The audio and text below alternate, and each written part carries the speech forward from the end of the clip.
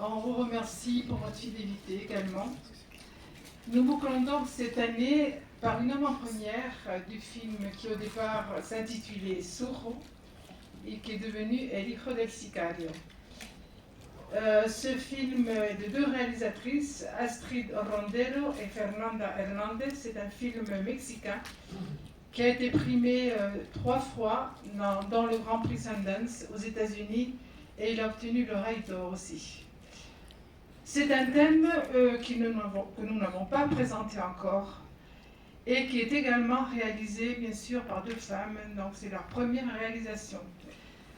Nous avons déroulé durant notre saison cinématographique un panel varié et riche du cinéma d'Espagne et d'Amérique hispanique.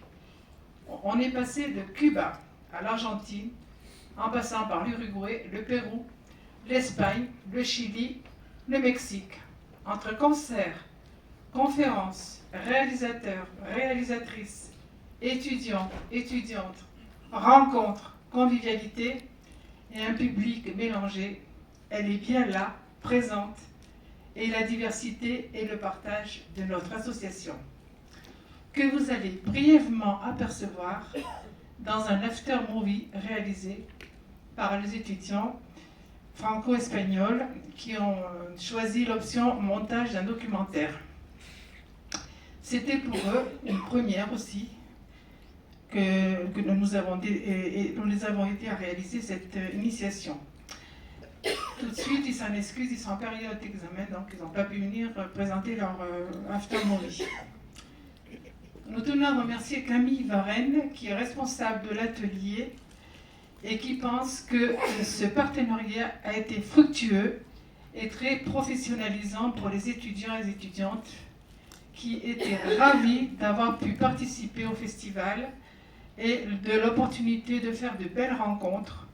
Le projet a provoqué une belle dynamique de groupe et un enthousiasme généralisé. Nous en sommes contents. Et bien sûr, l'expérience va se renouveler pour la 24e édition.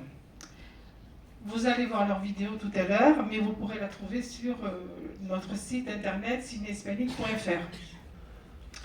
Mais on va clôturer notre saison par un film mexicain, une avant-première, dont je vais vous lire le synopsis. Après l'assassinat d'un sicario dans une petite ville mexicaine, Surro se retrouve orphelin et échappe de justesse à la mort grâce à sa tante qui l'élève à la campagne. À l'adolescence, la rébellion s'éveille en Surro, il rejoint le cartel local. Si vous suivez un petit peu l'actualité en ce moment au Mexique, il y a un petit peu de mouvance. Voilà. Je ne l'ai pas fait exprès, mais c'est comme ça. Voici quelques commentaires qui ne sont pas linéaires, mais qui sont de Miguel Huet, que nous partageons brièvement. Quelle peut bien être la signification de ce prénom porté par le personnage principal? Surro est un petit garçon, il est enfant de sicario, tueur à gages, nommé Josué, et il y a une dette à payer de sa vie pour le cartel du coin. Le garçon grandit avec sa tante et ses frères en suivant l'ombre de son père. C'est un récit allant de son enfance à son adolescence qui dépeint un portrait complexe. Le jeune homme brûle les étapes et joue avec le feu, à proprement parler, puisque ce motif accompagne Surro du début à la fin. Les animaux prennent part à cette quête identitaire et en témoigne la figure de la toile d'araignée. Surro avance tête baissée au sein du brouillard épais, mais comme le dit une femme importante à ses yeux, chaque prénom a une signification. Ainsi, le jeune homme peut réussir à se frayer un chemin. Nous remercions tous ceux et celles qui ont permis de mettre en lumière notre 23e édition qui eut lieu du 2 avril au 9 avril, comme on dit chez nous, à la Cubana. Les membres du conseil d'administration, le partenaire financier, la région, le conseil départemental, la mairie et le crédit agricole.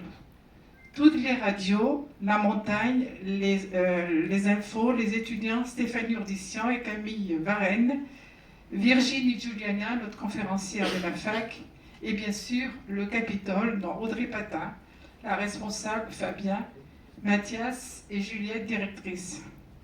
Et bien sûr, un grand merci à vous tous, cher public.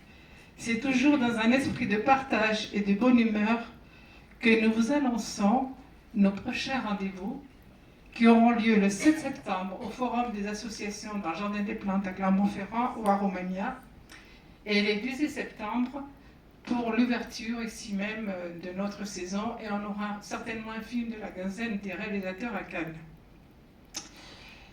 Et je vous donne aussi donc la date de notre assemblée générale qui aura lieu à la salle Conchon le vendredi 8 novembre.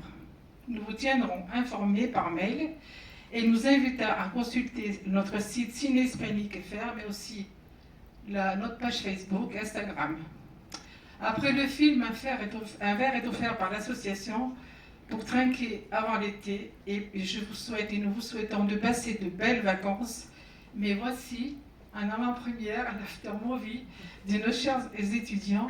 Je vous souhaite un bon film, une bonne découverte, un bel été et vol direct pour le Mexique. Merci à tous.